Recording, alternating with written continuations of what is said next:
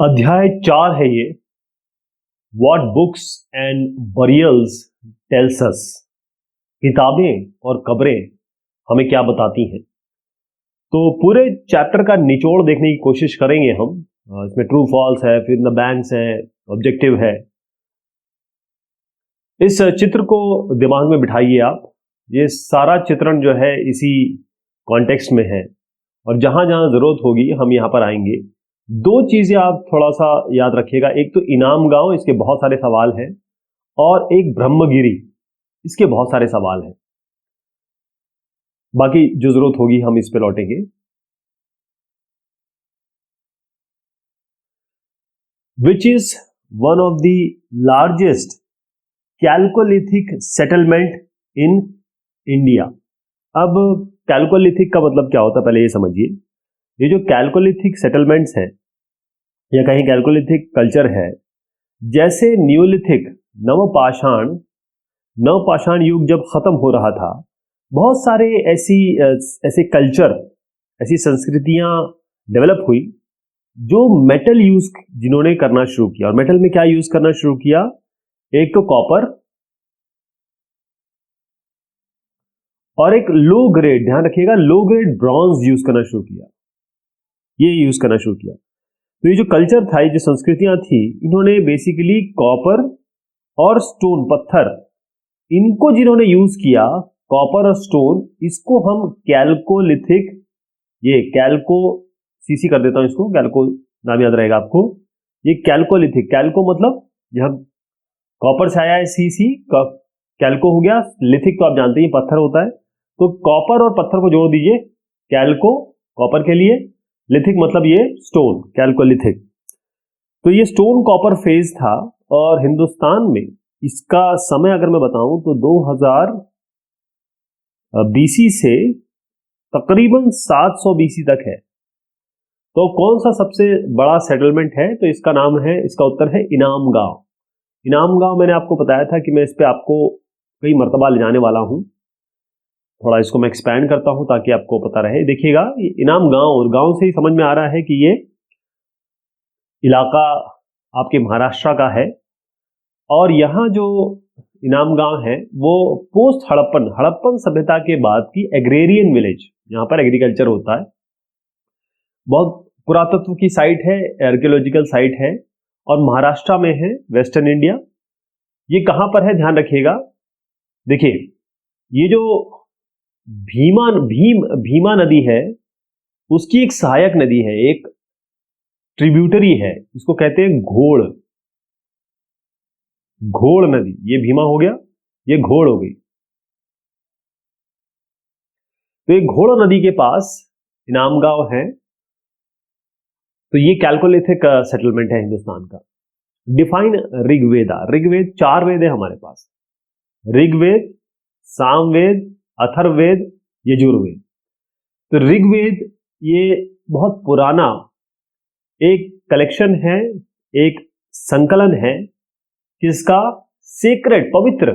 इसमें क्या है? पवित्र प्रार्थनाएं हैं और ये लिखी गई है वैदिक संस्कृत में। आज जो हम आप स्कूल में पढ़ते हैं, पढ़ती जो हम पढ़ते हैं वो वैसी नहीं है, एकदम हाई क्लास वैदिक संस्कृत हाइम्स है ये। और हाइम्स मतलब होता है प्रार्थनाएं जिनको बोला जाता है, जो पवित्र प्रार्थनाएं होती हैं, उन्हीं को हाइम्स कहा जाता है, सूक्ति कहा जाता है, सूक्त। नेम दी ओल्डेस्ट वेदा, नाम तो आपने देख ही लिया, ऋग्वेदा है। List a literary source which contains lot of information about Aryans. अब मैं आपको पहले बताऊं ये आर्यंस क्या होते हैं। आर्यंस वो हैं जिन्होंने इन रचनाओं को लिखा है, यानी जो भी प्रार्थनाएं हैं जो ऋग्वेद में देखते हैं या बाकी वेदों में आप देखते हैं, तो जिन्होंने इसको लिखा है, प्रार्थनाओं को लिखा है, रचयिता, वो अपने आप को आर्यंस कहने लगे। तो ऋग्वेद इसका उत्तर है। लिटरेरी सोर्स, वो जो स्रोत, जो लिखित स्रोत है जिससे हमें आर्यंस की जिंदगी उस समय के बारे में पता चलता है, उसका उत्तर है Rigveda. Name the varna which comprise mainly the common mass in the Vedic period. चलिए अब आपको लेके चलता हूं, इसके 2-4 क्वेश्चन है इसलिए आपको चित्र दिखा रहा हूं। तो आप देखिएगा, जो वर्ण व्यवस्था थी उस हिसाब से बहुत ही गड़बड़ वर्ण व्यवस्था थी, क्योंकि इसमें बेचारा जो शूद्र हैं, जो आज भी जो एससी कम्युनिटी हम जानते हैं, तो ये शूद्र वही हैं, और इनके साथ जो अन्याय हुआ है वो यानी कि हमारे देश के माथे पर एक कलंक है, और हम सभी इसके लिए शर्मसार हैं कि ऐसी व्यवस्था बना दी गई जिसके कारण बेचारे एक पूरी कम्युनिटी को आपने अलग कर दिया। जैसे अब आज के समय एक और कम्युनिटी है जिसको बिल्कुल अलग किया जा रहा है। उस जमाने में सब लोग एक ही धर्म के होते थे सभी, लेकिन इनके साथ बहुत भेदभाव होता था। तो आप समझिए, वर्ण व्यवस्था में 4 मेन वर्ण थे। ब्राह्मण, ये पुजारी और शिक्षा दीक्षा देने वाले थे। क्षत्रिय, ये अपने के संप्रभुता और एरिया की रक्षा करने वाले। वैश्य, वैश्य पे अभी मैं आता हूं क्योंकि यही हमारा कॉन्सेप्ट है, इसी पे बात करना है। शूद्र वो हो गए जो दास होते थे, या कहें जो गंदा साफ करते थे, या जो छोटे काम करते थे, और इनका इन सब के साथ कोई मेल नहीं होता था। इनको सबको अलग रखा जाता था। गंदा साफ करते थे, कोई जानवर मर जाता था वो साफ करते थे, ये मंदिर में नहीं आ सकते थे, ऐसे सब था।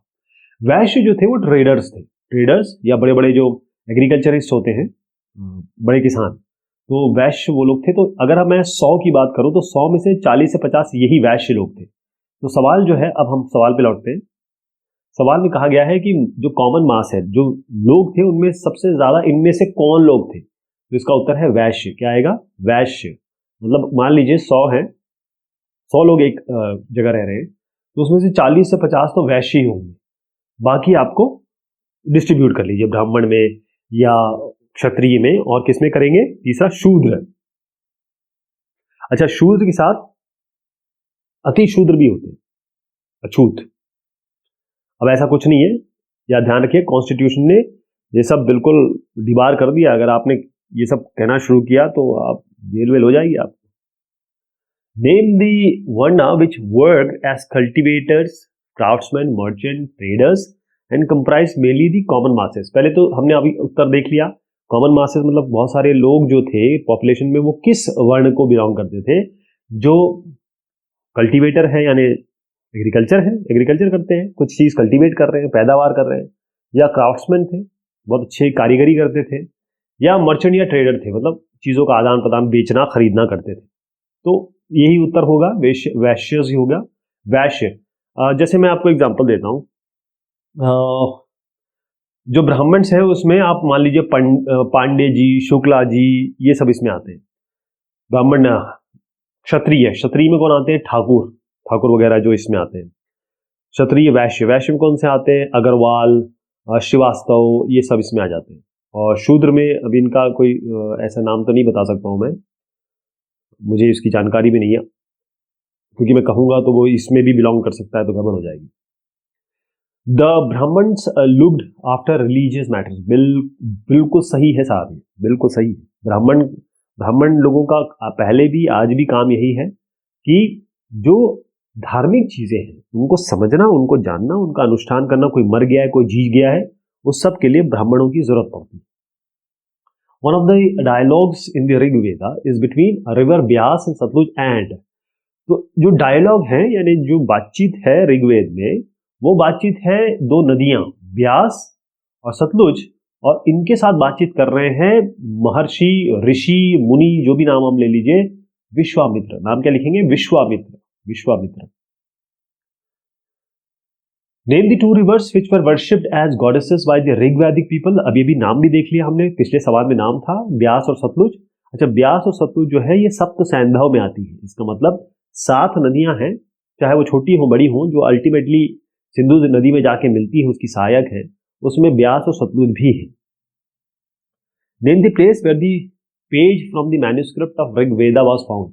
अब आपको जान के बड़ा हर्ष होगा, जिस क्षेत्र के बारे में आपको गलत बातें समझाई जाती हैं, जैसे कश्मीर हो गया, उसके बारे में बहुत दिमाग में भ्रांतियां फैली जाती है कि वहाँ के लोग पत्थर फेंकते हैं, ये है वो है, जबकि कश्मीर एक बहुत ही खूबसूरत जगह है। वहाँ के लोग इतने प्यारे हैं कि आपको मैं क्या बताऊँ। एक बार जो कश्मीर जाता है वो उसको समझ में आता है कि कश्मीर जैसी जगह शायद इस दुनिया में नहीं है। बहुत बढ़िया जगह है, बहुत अच्छे लोग हैं, बहुत ही बढ़िया लोग हैं, मैं आपको बता सकता हूँ पूरे कन्विक्शन के साथ। हम ऋग्वेद की बात करते हैं, धर्म की बात करते हैं, और कश्मीर की हमको गलत चीज सिखाई जाती है, दिमाग में डाली जाती है। आपको पता है मैन्युस्क्रिप्ट जो पांडुलिपि मिली है ऋग्वेद की, कहाँ मिली है? जान के बड़ी खुशी होगी, कश्मीर में मिली है। कहाँ मिली है? कश्मीर में। सोचिए आप, हम लोग, हमारा है वो, अब हमारे लोग है भाई, सबसे प्यार करिए, इज्जत करिए।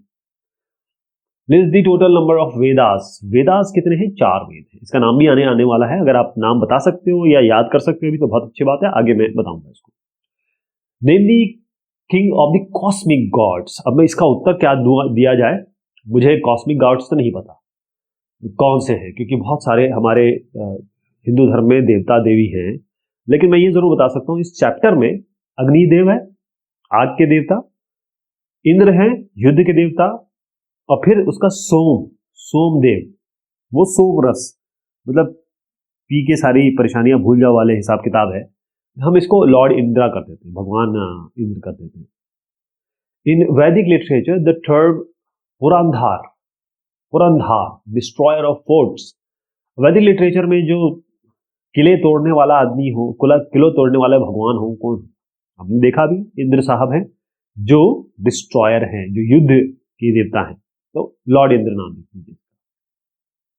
How the megaliths of a particular family were recognized. Megalith, mega मतलब होता है बहुत बड़ा, लिथ मतलब होता है पत्थर। तो बहुत बड़ा पत्थर कैसे पता चलता है? कैसे? तो जो बहुत किसी फैमिली के बारे में पता करना हो तो ऐसे बड़े बड़े पत्थर ऐसे गोलाकार रख दिए जाते हैं, और यहां पर इनकी कब्र होती है, ग्रेव कह सकते हैं। इससे स्टोन सर्कल से हमें पता चलता है, बड़े बड़े पत्थर बोल्डर की तरह। तो दिखाई देता हूं आपको ऐसे, ठीक है। ये जो पत्थर देख रहे हैं आप, यहाँ पर एक पोर्ट होल होता है, आने जाने की व्यवस्था होती है। एक की मृत्यु हो जाती है, गाड़ देते हैं, फिर दूसरे की होती है तो यहीं से लाके गाड़ देते हैं, और ये बताता है कि ये हमारा एरिया है या फिर ये वो एरिया है जहां पर एक पर्टिकुलर आदमी को या फिर ग्रुप ऑफ फैमिली को यहाँ पर बरी किया गया है, दफनाया गया है। The black and red pottery is note worthy of. काला और लाल पॉटरी मतलब होता है लकड़ी का बर्तन, ये नोटवर्दी कहाँ के लिए है? ये है कैल्कोलिथिक एज। कैल्कोलिथिक एज मैंने बताया आपको, कॉपर स्टोन, कैल्कोलिथिक एज। इनाम गांव दिमाग में भर लीजिएगा, कैल्कोलिथिक याद रहेगा। Name the animal that held an important place in the life of the Aryans. ध्यान रखिएगा, आज जो सारा हंगामा है वो गाय के आसपास है।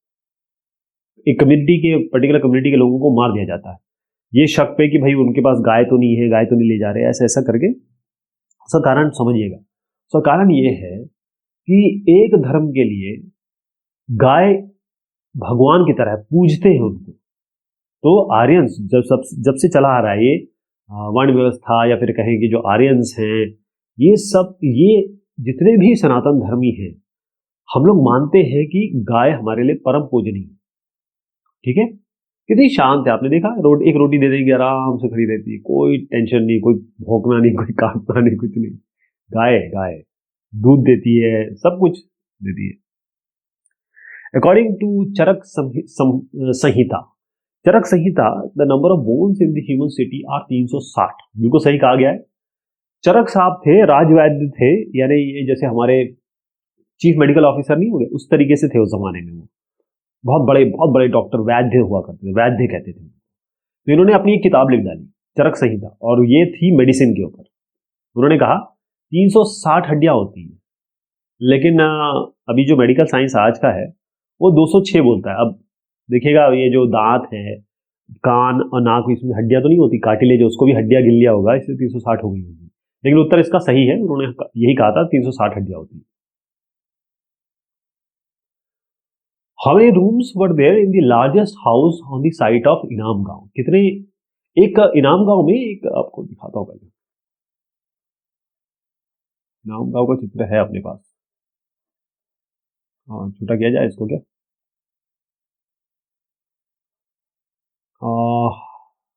वो वाला चित्र नहीं है, लेकिन आप यही समझ लीजिए। तो वैसे ये कर्नाटक, मतलब ब्रह्मगिरी का है।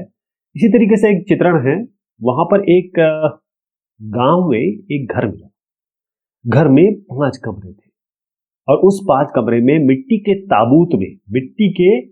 ताबूत में एक आदमी को गाड़ा गया था, दफनाया गया था। तो यहाँ पर 5 रूम आप कहेंगे, और उस घर में एक गोदाम भी मिला, और मतलब माना गया कि बहुत बड़े आदमी का घर होगा। 5 रूम लिखेंगे आप। हु वर स्लेव्स, दास कौन थे? आपके घर में जो काम करता है, अब वो आपका स्लेव नहीं है, वो आपका नौकर है। नौकर मतलब ये आप उसको पैसा देते हो और आप वो आपके लिए काम करता है, लेकिन आप उसके साथ गलत काम नहीं कर सकते। समझ रहे हैं मैं क्या कह रहा हूं? लेकिन उस जमाने में दास हुआ करते थे, स्लेव्स। आप मारे पीटे, कोई गलत काम करे, जो भी करना है कर दिए उनके, भी खरीद लेते थे आप। तो स्लेव्स का मतलब होता है जो आदमी और औरत जिनको लड़ाई में पकड़ा जाता है, मतलब लड़ाई करते थे और लोगों को पकड़ ले आते थे, फिर अपने हिसाब से काम कराते थे उनसे जो काम करना है।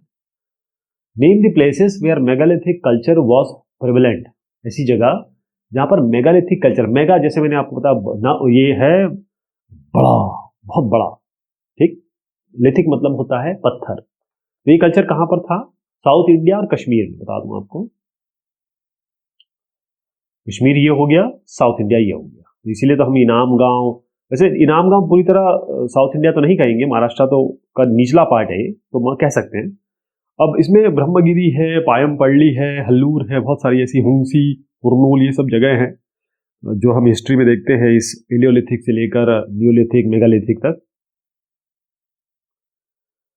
Name the word which was use to describe the community as a whole, समुदाय के लिए कौन सा शब्द था? उसके लिए हमारा शब्द था जन, जनसाधारण, जननायक। तो जन मतलब होता है लोग, public. Why were yajnas perform, Hindi में इसको बोलेंगे यज्ञ। ये साहब लोग यज्ञ कर रहे हैं, क्यों कर रहे हैं? ये आग है, लकड़ी है, इसमें आहुति देते हैं, घी डालते हैं, अनाज डालते हैं, बहुत सारी चीजें यहाँ पर आती है। अब तो बहुत बढ़ गई है ये सब चीजें डालने वाली। तो ये सब डालते हैं। ये करते क्यों है? ये करते हैं भगवान को पूजने के लिए। भगवान चाहे देवी हो, देवता हो, किसी पे कोई प्रकोप आ जाए, किसी के साथ कुछ बुरा हो रहा है, किसी की मृत्यु हो गई, किसी का जन्म हो गया, उसके लिए धार्मिक अनुष्ठान कराए जाते हैं। और खास तौर पे जो ब्राह्मण वर्ग है, मैंने आपको पांडे जी, शुक्ला जी, इन सब का नाम लिया, वहां पर ये काफी चीजें चलती हैं और बड़ी आराधना की जाती है। यज्ञ, यज्ञ कहते हैं इसको। तो देवी देवताओं को पूजने के लिए। हु आर ऋषिज, ऋषि कौन हुआ? देखें कोई ऋषि है इसमें? ये है ऋषि। विश्वामित्र का नाम लिया था ना मैंने आपको, ये ऋषि हो गए। इनको भी ऋषि कह सकते हैं आप, क्योंकि ये भी अपनी शिक्षा दीक्षा दे रहे हैं। तो ऋषि वो लोग होते हैं जिनका काम ही होता है भगवान के प्रति अपना लाइफ डिवोट कर देना। भगवान के नाम पे जीते हैं, भगवान के लिए काम करते हैं। उसी तरीके से भगवा और भगवान का वस्त्र जो है धारण करते हैं, उनको ऋषि कहते हैं, ऋषि मुनि। Name the popular drink consume only during special religious ceremonies. तो ऐसा कौन सा पेय पदार्थ है जिसको किसी रिलीजियस सेरेमनी में पिया जाता था? होता है सोम। ये जो एक तीसरे भगवान है, सोम 3 आराध्य हैं, सोम उसमें आता है। सोम को पी के ना थोड़ा सा सुरूर आता है, सोम रस। Name the intoxicating drinks of Aryans. तो ये सोम है, इसमें सुरा लिखेंगे आप। सुरा ये पीते थे कंज्यूम फेस्टिव सीजन। अब ओपोनेंट्स कौन से हैं आर्यंस के? अब इस सवाल को हम लेंगे अगली बार, लेकिन इसका जवाब मुझे चाहिए, अगर आप देंगे तो बहुत। ओपोनेंट्स ऑफ आर्यंस, पहले मैं बता दूं आर्यंस कौन थे। जिन्होंने भी हाइम्स, सूक्तियां, प्रार्थनाओं की रचना की थी, उन्होंने अपने आप को आर्यन कहना शुरू किया। और आर्यन के अपोजिट जो थे, या इनके कहे विरोधी, या ये जिनको विरोधी मानते थे, उनको इन्होंने कहा दस्यु या दास। अगर महिलाएं होती थी तो दासी, फिर वही आगे चल के गुलाम हो गया। तो इसका उत्तर हो गया दास। ये अंग्रेजी में दासाज लिखा है, लेकिन केवल दास कहेंगे आप इसको। Name the place where the Rigveda was composed. कहां था ये? सबसे ऊपर जाइएगा, north west of the subcontinent. चलिए दिखाता हूं आपको। ये नॉर्थ, ये west, north west. Name the 4 Vedas. अच्छा, इसको ऐसे याद करिएगा, देखिए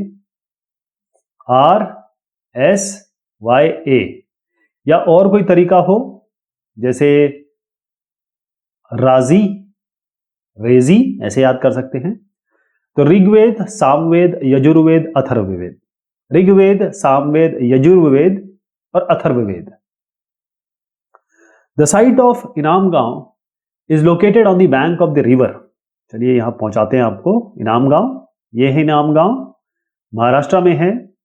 तो इसमें जो भीमा नदी है वो मेन नदी है और उसकी सहायक नदी है गोड़।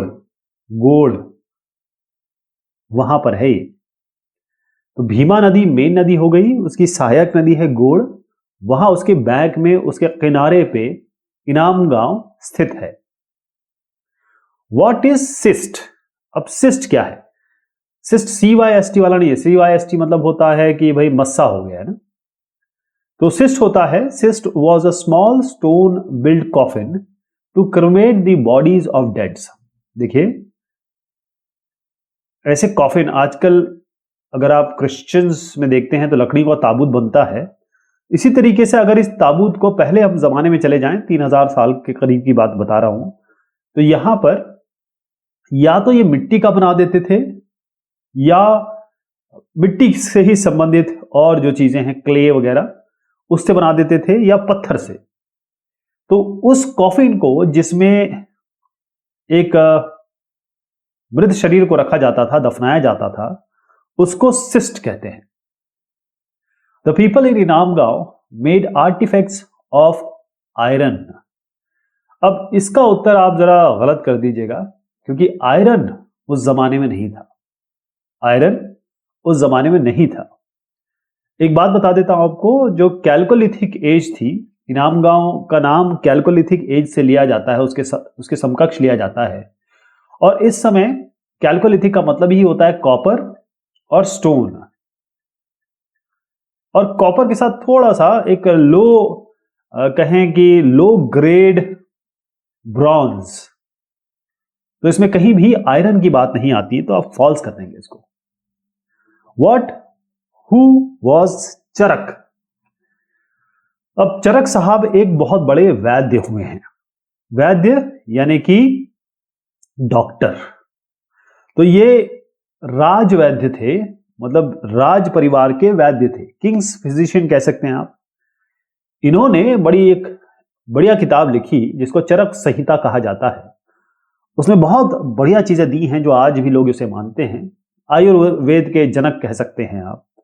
और चरक साहब ने बताया कि 360 जितने करीबन हमारे दिन होते हैं साल में, उतने करीबन इन्होंने बताया कि इतने हमारे हड्डियां होती हैं। फिर उसके बाद मेडिकल साइंस जो आज है वो कहता है 200 से 206 हड्डियां होती हैं। व्हाट वॉज सोम? तो अब कहा जाता है सोम रस, एक ऐसा पेय पदार्थ जिसको पी के आनंद आता है। तो सोम एक पौधा है जिससे पेय पदार्थ ड्रिंक बनाई जाती है। और ये जो ड्रिंक है, कोई स्पेशल ओकेजन है, शादी ब्याह, इन सब चीजों में इस पेय पदार्थ का उपयोग किया जाता है, इसका सेवन किया जाता है। था अब तो नहीं है, अब तो बहुत बड़ी बड़ी चीजें आ गई हैं। Aryans lived in tribal groups headed by a. तो आर्यन वहां रहते थे जहां ट्राइबल ग्रुप को कौन इनका लीडर था, जो हेडेड बाय मतलब होता है कौन इनका नेता था। तो राजन थे।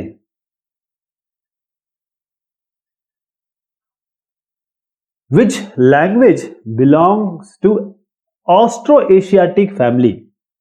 देखिए, पहले मैं आपको इसका थोड़ा सा बताता हूं। एक है भारोपीय। तो भारोपीय फैमिली है एक, जिसमें भारतीय भाषा और यूरोपीय भाषा ये सब आ जाती है। एक है द्रविड़ फैमिली, इसमें मलयालम, तेलुगु, कन्नड़, तमिल ये आ जाती हैं। उसके अलावा एक और है जिसे हम कहते हैं तिब्बत बर्मा। ये एक परिवार है जो अब नॉर्थ ईस्ट में जाएंगे तो जो अरुणाचल में भाषा बोली जा रही हुई, मणिपुर में, वही आप देखेंगे कि अमूमन उसकी साउंड जो होगी वो चाइनीज या फिर बर्मीज भाषा से आपको मिलती हुई जुलती है। अगर आप कंबोडिया चले गए और आप थाईलैंड चले गए तो कंबोडिया थाईलैंड की भाषा एकदम एक जैसी लगेगी आपको। जैसे हिंदुस्तान और पाकिस्तान की भाषा एक ही है, जैसे बांग्लादेश और बंगाल की भाषा ऑलमोस्ट एक ही है, इस तरीके से। तो ये फैमिली है। तो अब बात आती है सेंट्रल इंडिया की। सेंट्रल इंडिया में जो झारखंड है उसके आसपास की जो सेंट्रल इंडिया की भाषा है उसको ऑस्ट्रो एशियाटिक कहा जाता है। तो इसे ऑस्ट्रो एशियाटिक भी एक फैमिली है, जैसे मैंने ये 3 बताई। Rishis was the term used for, rishis कौन थे? सेजेस, ऋषि मुनि। दिखा दूं मैं चित्र? इनका चित्रण देख लीजिए, ये ऋषि मुनि है, ये जो दो साहब दिख रहे हैं ये ऋषि मुनियों में आते हैं। तो सेजेस हैं, ये सेजेस ऋषि मुनि, यानी जो एक खास तरीके का वस्त्र धारण करते थे, दाढ़ी उनकी बड़ी होती थी और भगवान की पूजा या फिर आराधना या उससे रिलेटेड काम किया करते थे। Painted grey ware and black red ware are the two pottery types associated with the Aryans. बिल्कुल सही है ये। इसमें क्या है, ऐसे जो बर्तन हैं, पॉटरी मतलब होता है मिट्टी के बर्तन, तो ये होता था ब्लैक और रेड, ब्लैक काला, रेड मतलब लाल, उसमें इसको बहुत अच्छी नक्काशी तरह ही करेंगे, पेंट किया गया था। In a phrase, Vishwamitra says, "Oh sisters, please listen to me." The sisters are referred to. दो बहनें हैं, कौन कौन सी बहनें हैं? दो नदियां हैं बेसिकली, ब्यास और सतलुज। कौन सी हैं? ब्यास और सतलुज। ध्यान रखिएगा, ये सप्त सैंधव वाली नदियां हैं। इंडस रिवर जो सिंधु नदी है उसमें जाके बहुत सारी नदियां मिलती हैं, सहायक नदियां हैं उनकी। वैसे वो एक्चुअल में तो खुद ही नदी है। अगर झेलम को आप देखेंगे, कश्मीर की तरफ अगर आप गए तो झेलम आपको एक मेन नदी ही दिखाई देगी, आगे जाके वो समा जाती है इंडस रिवर में, Sindhu. Port holes were provided in, मैं दिखा दूं आपको, ये जो देख रहे हैं ना आप, ये है पोर्ट होल। यहां है जाने आने की व्यवस्था। यहां पर जो मृत शरीर है उसको दफनाया जाता था। ये बोल्डर इसलिए लगाए जाते थे कि भाई पता लग जाए कि कौन कहां कैसे यहां पर है और फिर दोबारा आया जा सके। ये है पोर्ट होल, आने जाने की व्यवस्था। तो ये कब हुआ प्रोवाइडेड है? ये मेगालिथ। अब देखिएगा, ये बड़े बड़े जो पत्थर दिख रहे हैं आपको, मेगा, इसीलिए इनको मेगा कहा जाता है, बड़े बड़े पत्थर। ये भी देखिए, ये मैं आपको ब्रह्मगिरी का चित्रण दिखा रहा हूं। ब्रह्मगिरी में जो हमें कब्रें मिली हैं उनके बारे में है। मेगा मतलब बड़ा, लिथ मतलब पत्थर। Who was the god of fire in Rigvedic time? तो गॉड ऑफ फायर अग्नि, गॉड अग्नि, भगवान अग्नि। द रिवर घोड़ flow through the state of Maharashtra. बिल्कुल सही है। क्यों? क्योंकि जैसे हम इनाम गांव की बात करते हैं तो इनाम गांव कहां है? जो भीमा नदी है उसकी एक सहायक नदी है घोड़, उसके बैंक पे, उसके किनारे पर इनाम गांव शहर स्थित है। Name the Veda that was recited and heard, Rigveda. इसको बोला जाता था और इसको तरन्नुम में, तरन्नुम मतलब होता है म्यूजिक, म्यूजिकली, जैसे कर्मण्येवाधिकारस्ते, यानी कर्मण्येवाधिकारस्ते नहीं बोलते थे, कर्मण्येवाधिकारस्ते मा फलेषु कदाचन, मतलब एक म्यूजिक के साथ, एक लय के साथ बोला जाता था, उसको सुना जाता था, फिर याद किया जाता था, फिर आगे की जो पार्टी है उनको भी याद करवाया जाता था। अरे ऐसे ही आगे बढ़ा।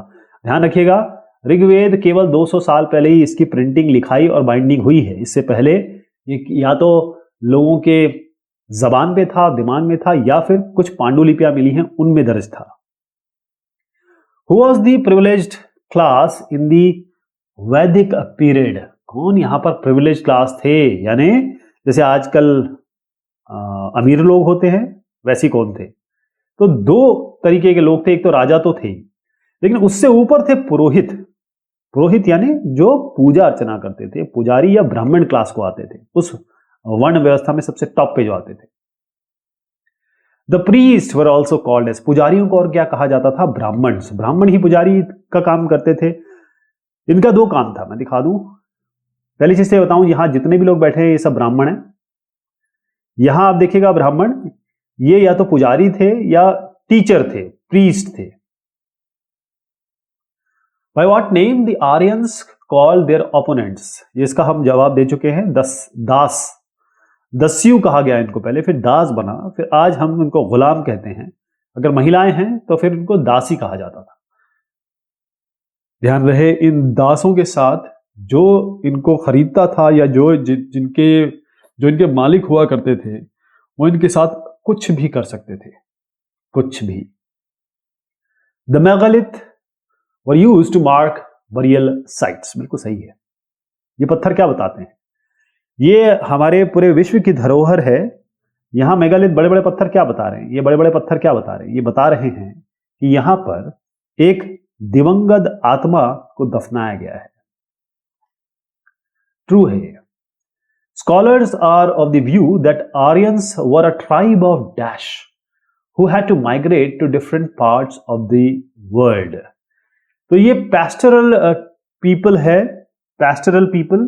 अब इसमें ये बताने की कोशिश की गई है कि ये लोग कई जगह पे गए और उस किस कारण से। देखिए, स्कॉलर्स यानी जो विशेषज्ञ है ये बताते हैं कि जो आर्यंस है ऐसी ट्राइब थी। देखिए, पैस्टरलिज्म का मतलब होता है कि भाई एनिमल हस्बेंड्री, जैसे नोमैडिक पीपल हुए जिनके पास हर्ड्स हुआ करते थे, लेकिन जैसे कैटल हो गया, कैमल, गोट, यैक, रेंडियर, इससे हॉर्स, शीप, तो ये इधर उधर गए। तो ट्राइब है, आदिवासी है, तो इधर से उधर जाते थे, इस तरीके से बताया गया है। Name the site in which 33 gold beads are found in the skeleton. ये है ब्रह्मगिरी। मैं आपको बताता हूं इसके बारे में, लेकिन ये इलाका है ब्रह्मगिरी। देखिएगा, ये कर्नाटक है और ब्रह्मगिरी कर्नाटक में ही है। इसका नाम बार बार आपके जहन में आना चाहिए क्योंकि ये बहुत पूछा जाता है। तो ब्रह्मगिरी एक माउंटेन रेंज है, उतनी बड़ी नहीं है। वेस्टर्न घाट जो है, इस इलाके को हम वेस्टर्न घाट कहते हैं, जो ना वेस्टर्न घाट से साउथ इंडिया में है, आप देख ही रहे हैं, कर्नाटका। और ये जो कोडागु जिला है, डिस्ट्रिक्ट, और वायनाड डिस्ट्रिक्ट केरला, उसके बॉर्डर पे है। ब्रह्मगिरी हिल 1608 इसकी हाइट है। बहुत अच्छा टूरिस्ट अट्रैक्शन है, लोग जाते हैं देखने के लिए। तो ब्रह्मगिरी, यहां पर एक ऐसी साइट मिली जहां पर एक आदमी को दफनाया गया, और उस आदमी को जो दफनाया गया उसके पास 33 सोने के मनके मिले, शंख मिले, कुछ पीतल का सामान भी मिला। यानी कि ये अमीर आदमी था। ये सामाजिक जो विभिन्नताएं हैं, असमानता हैं, उसका भी बहुत बड़ा उदाहरण है, क्योंकि उसी के पास ऐसे भी लोग दफनाए गए या हमें मिले जिनके पास छोटे मोटे कुछ बर्तन थे। Name the place where writings on oracle bones were found. ये है ऑरेकल बोन। इसमें क्या होता था कि जैसे राजा, इस भविष्यवाणी होती थी। तो राजा कहता था कि भाई मैं जीतूंगा कि नहीं जीतूंगा, ये सबसे सुंदर महिला मेरी पत्नी बनेगी कि नहीं बनेगी, ऐसे करके कुछ सवाल लिखवा देता था। फिर ये जो ऑरेकल बोन है, हड्डी है, इसको डाल दिया जाता था आग में। ये जब आग में जाती थी तो उसके बाद आग से कुछ ना कुछ पार्ट टूट जाता था, और जो नहीं टूटता था वो भविष्य वक्ता बताते थे कि साहब ये आपके साथ होने वाला है। तो भविष्यवाणी होती थी। चाइना जगह है ये। How do we get maximum information about the megalith people? जो उस समय महापाषाण युग के जो लोग हैं उनके बारे में हमें जानकारियां कहां से मिलती है? उत्तर यह है कि जो हमें ग्रेव्स मिले, जो सामान मिला इनकी ग्रेव्स में। अच्छा, सबसे बड़ी बात है, इस चैप्टर का नाम ही ग्रेव्स बुक्स है। तो ग्रेव से हमें क्या मिला? इस ग्रेव के अंदर जो मिला ना, वो किस तरीके से दफनाए गए थे, कहां दफनाए गए थे, क्या तरीका था इनका, इन सब से हमें पता चलता है कि महापाषाण युग में क्या था, कैसे थे लोग, क्या किया करते थे, उनके पास क्या सामान थे। तो ये सवाल जवाब हुए इस चैप्टर के। बहुत शुक्रिया, बहुत मेहरबानी आप सभी की।